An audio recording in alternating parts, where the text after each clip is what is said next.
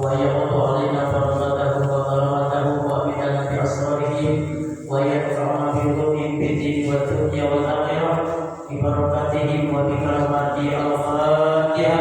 أعوذ بالله من الشيطان الرجيم. بسم الله الرحمن الرحيم. الحمد لله رب العالمين الرحمن الرحيم مالك يوم الدين إياك نعبد وإياك نستعين اهدنا الصراط المستقيم صراط الذين أنعمت عليهم غير المغضوب عليهم ولا الضالين. رب اغفر لنا ولوالديك آمين.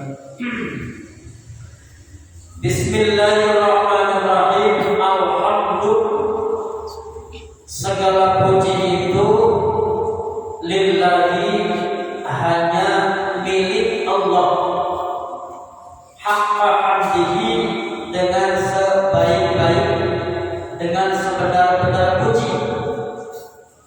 Wassalatu, dan rahmatnya Allah, salam dan keselamatan semoga tercurah ala khairi khalqihi, kepada sebagus-bagus, sebaik-baik makhluknya Allah. Siapa yang dimaksud itu?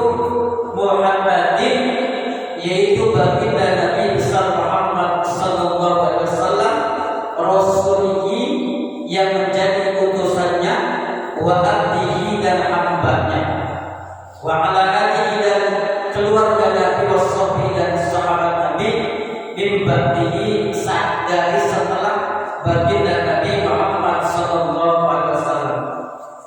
Bismillahirrahmanirrahim. Alhamdulillah, sebagai kelanjutan daripada apa yang disampaikan oleh Syekhul Imam Al-Aqdam Al-Alam Hujjatul Islam Abu Hamid Muhammad bin Muhammad bin Muhammad bin Muhammad Al-Ghazali At-Tusi, setelah menyampaikan rangkaian ucapan diawali dengan mengucapkan kalimat Bismillah sebagai alat di mana tawassuliyahnya yang dimaksud ialah kepada Allah Subhanahu wa taala. Artinya sebagai pelantara. Bismillah itu ayat mana Bismillah, ayat tawassulihi. Jadi makna bismi itu adalah bisa dikategorikan sebagai alat. Setiap kita melakukan apapun itu alat yang berkehendak adalah Allah. Mau nyangkul butuh cangkul, di situ dengan cangkul itu dengan, ya kan? Kita makan dengan nasi, kan gitu. Kita minum dengan air, itu semuanya itu adalah yang memberikan tenaga, yang memberikan hilangnya rasa lapar, rasa haus, itu adalah Allah. Bismi ai ma'a ismullahi ta'ala. Maka semua orang itu pasti seperti itu, disertai dengan yang, ya kan? Kita bisa apapun dengan yang, artinya sesuatu yang membantu, sesuatu yang menjadi tawassuliyah, penyebab. Dan itu kalau kita kembalikan segalanya, itu semua itu adalah kehendak Allah semata-mata. Jadi tidak ada yang lain. Semuanya perbuatan itu seperti itu. Jadi kalimat, termasuk kalimat la haula wala quwwata illa billah, maknanya wala sakinata wala sukuta wala harakata wala ghufata illa bihaulihi wa quwwati. Tidak ada seseorang bergerak, tidak ada seorang diam, tidak ada seorang apapun, itu semuanya tidak terlepas daripada kehendak Allah Subhanahu wa taala. Jadi setiap detik, setiap napas yang keluar, setiap napas yang masuk, itu semuanya itu yang memperjalankan itu adalah Allah semata-mata Subhanahu wa taala. Tidak ada angin, tidak ada daun yang bergerak, daun yang jatuh, suara yang menyesir, apapun gemuruh, itu semuanya berjalan dengan kehendak, dengan kekuatan daripada Allah Subhanahu wa taala. Nah, orang-orang yang punya ke arah sana keimanannya, orang-orang yang sudah punya ke arah sana pikirannya, maka dia tidak ada yang lain dipandang, semata-mata adalah kebesaran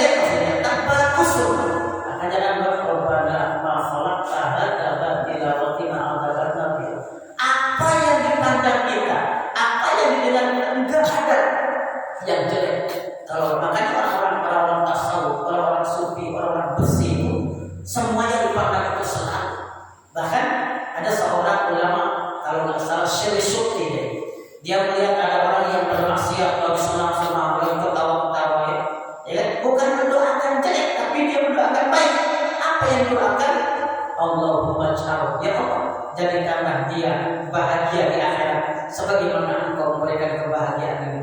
Saking apa? Saking bersih jiwanya, bersih hatinya. Nah, ini yang sulit kita dalam diri kita itu, sulit itu membersihkan hati. Nah, kalau kita sudah bersih hatinya, kata Imam Ghazali, maka tidak akan ada terhalang seseorang dirinya dengan Allah sebagai kholiknya. Jadi kalau kita pengen berdekat-dekatan dengan Zat yang Maha Suci, maka jelas hati kita itu harus suci, harus bersih.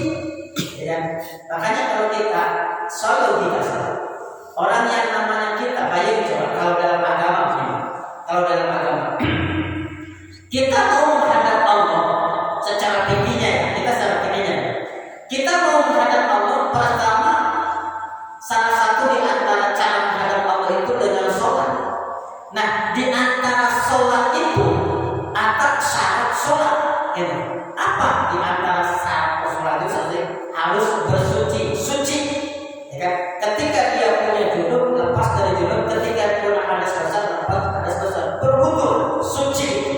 Nah, agama mengajarkan sampai-sampai tidak sebatas kita suci, sampai-sampai alat bersucinya pun harus suci. Apa? Semacam air. Dan kita bersuci itu nggak sembarang air.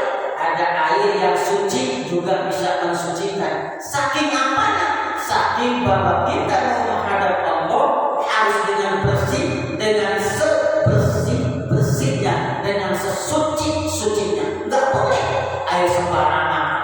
Ada air suci yang mensucikan, di tiup rokok, ada air hujan, ada mata air, dan sebagainya. Ini saking apanya? Bahwa Allah itu sangat Maha Suci. Maka ketika kita ingin berdekat-dekat dengan Allah, maka sucikanlah dirimu. Nah, para ulama, para aulia, para mereka-mereka yang dikabulkan oleh Allah segala keinginannya, detak jantungnya, itu semata-mata mereka itu dekat dengan Allah. Bahkan kunci kata-kata yang Ghazali. Kenapa orang-orang yang di surga diceritakan? Orang-orang di surga itu segala macam keinginannya dikabulkan, kenikmatan di sana tempatnya, sehingga saking dikabulkannya, cepat dikabulkannya, nanti penduduk surga sebelum keinginan itu diucapkan baru membisik di hati, saya pengen A, belum sampai ke mulut itu langsung ada. Pengen apa saja. Ternyata penduduk surga itu memang hatinya sudah bersih dengan Allah. Ternyata sebenarnya kalau hatinya sudah bersih, tidak hanya sebatas di surga saja, kita pun di dunia kalau hati kita sudah bersih, suci kita, yang diingat hanya Allah, maka orang tersebut sama. Contoh dalam kisah-kisah para ulama, para aulia, ya kan? Contoh kayak semacam apa itu namanya, kisahnya Sunan Kalijaga ketika dia merebut tongkat gurunya, pengen yang dipandang dia emas. Apa kata gurunya? Kalau kamu pengen emas itu emas, katanya. Itu apa?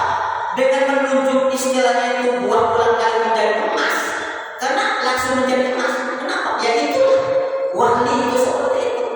Bahkan ada riwayat yang mengatakan kiai lagi cerita, setiap ada air itu di situ pasti ada ikan, ada makhluk hidup. Nah, ada satunya bertanya, bagaimana kalau umpama di atas kelapa? Kan kelapa itu ada air, itu kira-kira ada ikan itu? Ada. Diambil, dibelah-belah. Iya, itulah wali. Kenapa? Karena dirinya itu sudah benar-benar tertanggung kepada Allah Subhanahu wa Ta'ala. Kuncinya membersihkan hati dengan cara takhalli, salah satunya. Takhalli itu menghilangkan, mengkosongkan dari segala macam kejelekan-kejelekan. Setelah takhalli, kesananya tahalli. Sisi lain, segala macam dosa ditinggalkan, segala macam maksiat ditinggalkan, hal yang makruh ditinggalkan. Setelah meninggalkan segalanya, dihiasilah dengan tahalli, dengan memperbanyak ibadah, dengan memperbanyak berzikir, dengan memperbanyak ingat kepada Allah Subhanahu wa Ta'ala. Nah, inilah ungkapan bismillah yang disampaikan oleh Imam Ghazali, di mana sebagai tawassul menghadap berkah daripada Allah Subhanahu wa Ta'ala.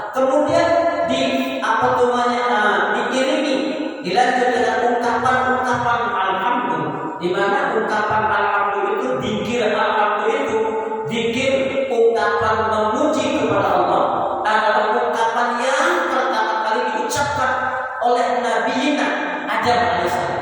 Jadi pertama kali dzikir yang Allah ilhamkan kepada Nabi Adam, kepada manusia itu adalah alhamdulillah. Kapan?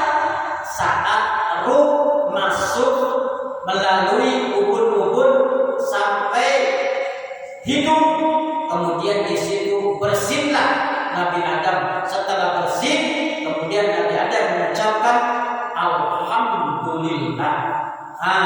Ketika mengucapkan alhamdulillah, kemudian yarhamukallah, wahdikumullah, dan seterusnya dan seterusnya.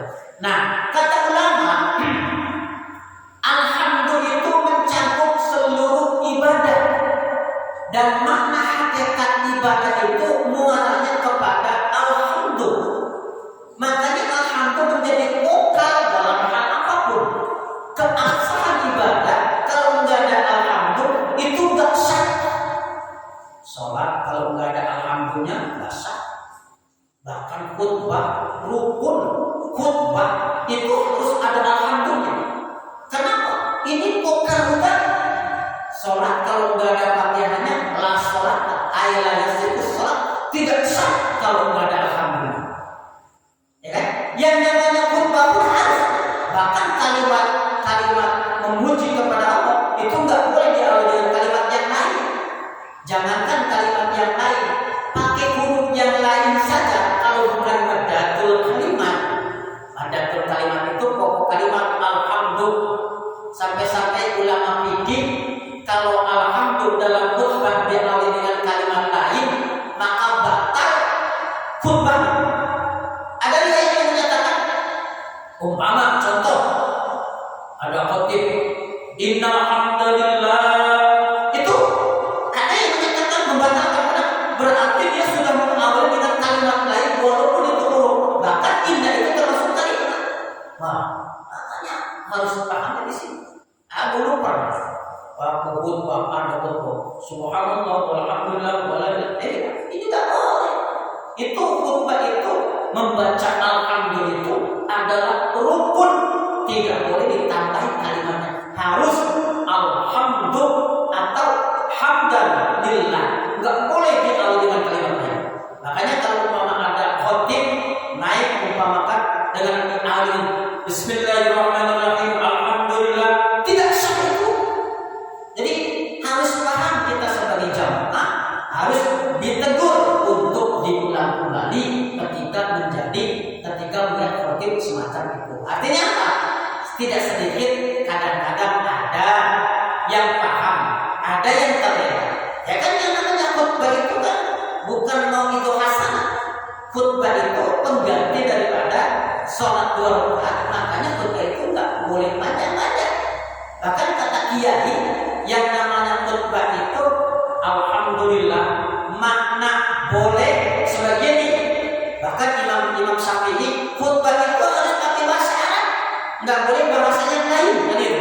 Nah, ada ulama yang boleh mengalih bahasakan, mengartikan dari bahasa Arab ke dalam bahasa Inggris, itu diartikan sebenarnya. Tapi ada riwayat yang menyatakan boleh sedikit dijelaskan. Nah, sementara kalau umpama terlalu banyak ngomong ini itu bisa saja menjadi membatalkan. Artinya bahwa khutbah itu ada standarisasi, jangan terlalu lama. Bahkan kata kiai menyatakan ulama, orang yang terlalu lama khutbah itu tandanya dia nggak paham khutbah nih, nggak paham khutbah. Itu. Tapi karena kalau umpama khutbah kita nggak paham, khutbah itu kan bukan untuk dipahami. Kita itu jamaah mendengarkan khutbah itu sah. Dan apa yang disampaikan khutbah kita nggak mesti paham, kita nggak wajib paham. Mendengarkan khutbah apa? Kewajiban kita itu sebatas mendengarkan. Kenapa? Karena simpelnya khutbah itu, simpelnya nih, ialah ajakan menambah takwa dan ajakan menghindari daripada apa yang dilarang oleh Allah Subhanahu wa Ta'ala. Secara tafsirnya seperti itu. Nah, ini alhamdulillah menjadi vokal utama. Nah, muara-muaranya apa baik itu sedekah, baik itu segala macam zikir kepada Allah, puasa, apapun itu muaranya ialah alhamdulillah. Apa tujuannya? Memuji kepada Allah Subhanahu wa taala. Nah, memuji itu muaranya ke sana. Makna puji ini pertama, makna muji itu terhindar, maknanya terhindar dari segala macam bencana, terhindar dari segala macam siksa akhirat, termasuk menambah itu segala macam keinginan itu muaranya dari sana, dari dipuji. Sama dengan kita memuji seseorang itu muaranya dari sana, dengan seseorang, dengan makhluk saja. Dengan kita memuji seseorang, istilahnya dengan ketika kita memuji orang kaya, kita gampang dikasih orang. Ketika kita memuji dengan orang yang dulu, kita terhindar dari kejahatan. Maka dengan puji-puji itu semuanya adalah milik daripada Allah Subhanahu wa taala. Nah, di sini ditulis alhamdulillah haqqa hamdihi. Nah, ini makna haqqa hamdihi adalah apa?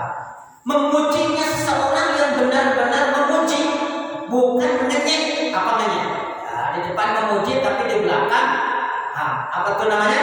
Di belakang lain di depan, lain di belakang. Itu sama. Apa dengan begini? Sisi lain dia sholat, di sisi lain dia ibadah, sisi lain maksiat juga jalan, yang berarti tidak jelas. Makanya dalam Al-Quran jelaskan, la in syakartum la azidannakum wa la in kafartum inna adzabi lasyadid. Ini kata tafsir ulama, makna la in syakartum, kalau kamu bersyukurnya menambah. La in syakartum, kalau kamu bersyukur. Makna ulama di situ, kalau kamu bertambah bersyukurnya, kamu berdekat-dekat dengan Allah, la azidannakum, akan saya tambah nikmatmu, kata Allah.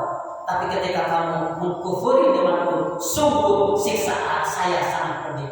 Makna pedih itu memang tidak ada bandingnya. Siksa Allah itu tidak ada duanya, tidak pernah tergambarkan.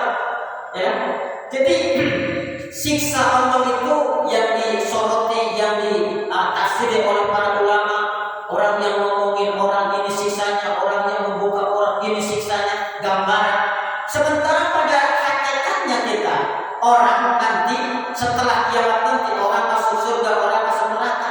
Siksa Allah itu sesuatu yang gak pernah terpikirkan, karena memang belum pernah. Siksa Allah itu nikmat Allah di akhirat nanti, malai ainun ra'at wala udhun sami'at, belum pernah terasa, belum pernah merasakan sakitnya, belum pernah merasakan enak, segala-galanya nanti di hari kiamat.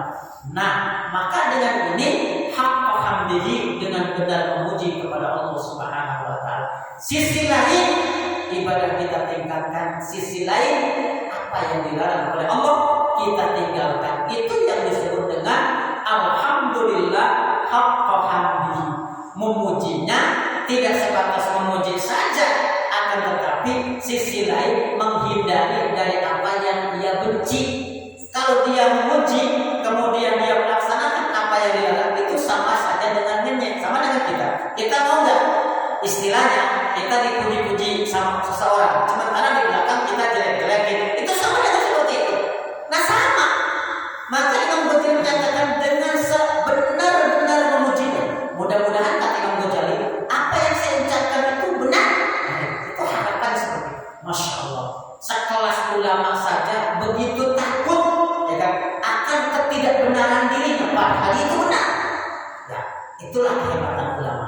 Mudah-mudahan apa yang kita lakukan, apa yang kita kerjakan dengan sekuat tenaga ibadah itu dibenar-benarkan, ibadah itu dipas-paskan, baik ibadah sholat, baik ibadah apapun. Kadang-kadang kita sudah berusaha, pengen benar, pengen khusyuk, tapi kan kekuatan kita cuma segini kan gitu. Tapi berusahalah berdekat-dekat tinggi dengan Allah, berdekat-dekat tinggi dengan Al-Khaliq yang segalanya bagi dia tempat bergantung dengan kekuatan kita. Wassalatu wassalamu ala khairi khalqihi. Imam Ghazali tak putus mengucapkan salat, mengucapkan ungkapan salawat kepada Nabi. Ini dua rangkai di mana salawat itu sama kategorinya sebagai wasilatul udman. Ini memuji kepada Allah, membaca salat itu muara segalanya.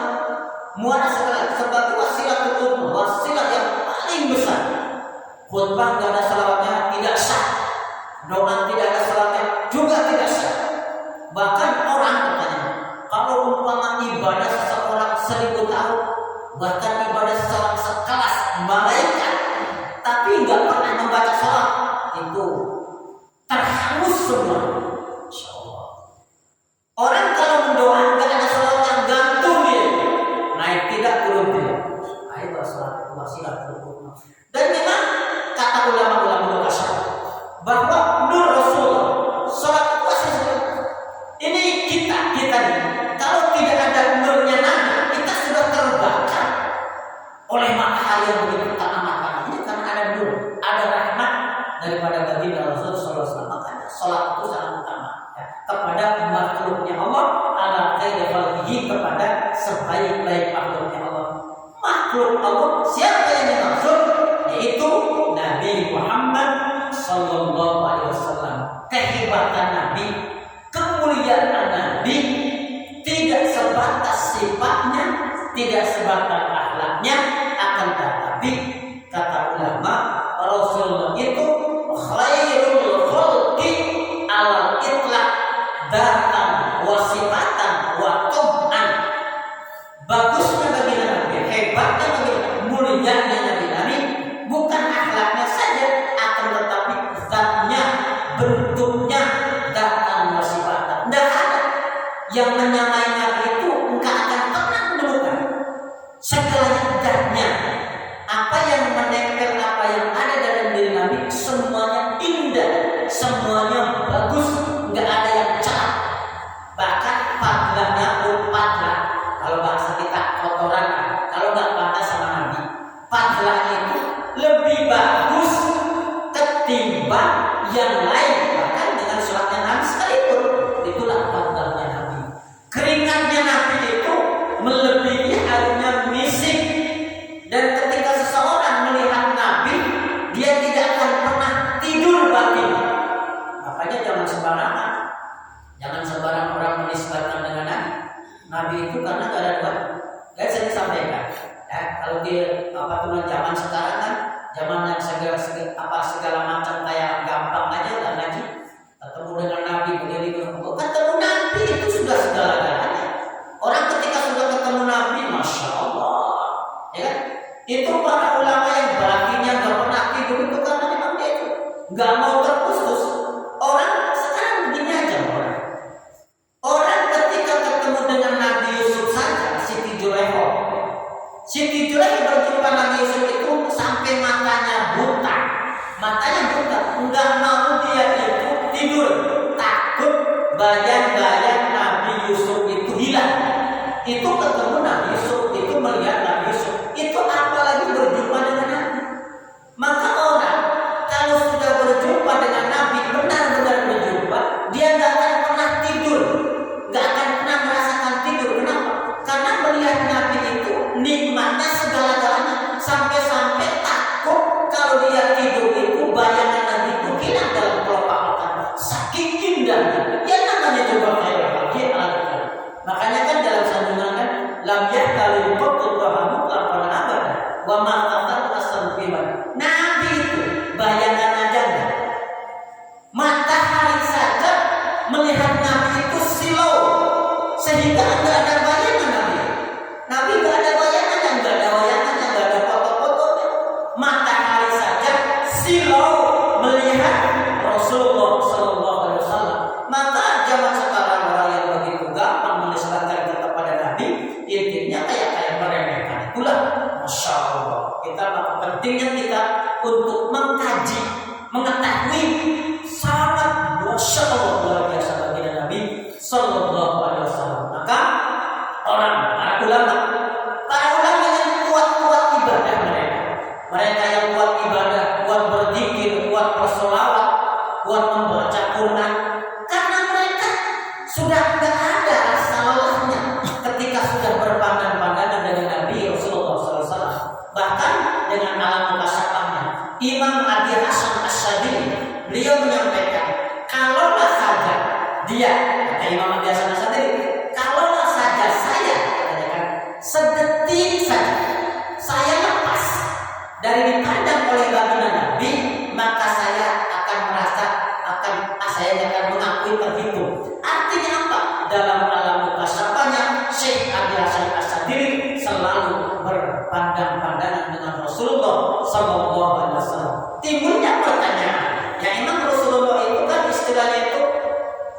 nggak bisa disamakan dengan kita. Kenapa? Karena Rasulullah itu antara wafatnya dengan tidak wafatnya sama Nabi itu.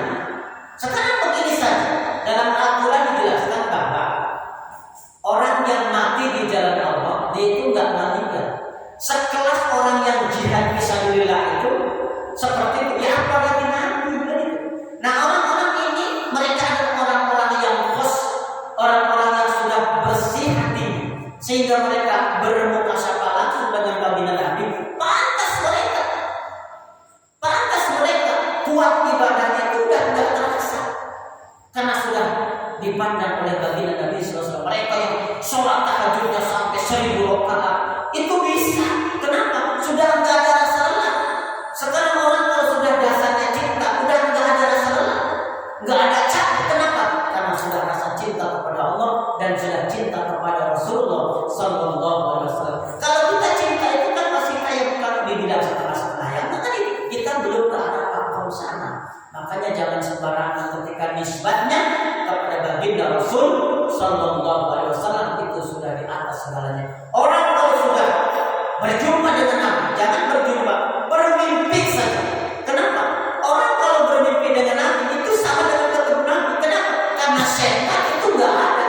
Setan nggak bisa menyerupai dengan baginda Rasul Sallallahu Alaihi Wasallam. Dan nisbatnya orang kalau sudah ketemu dengan baginda Nabi itu sudah melebihi ketemu dengan malam Lailatul Qadar.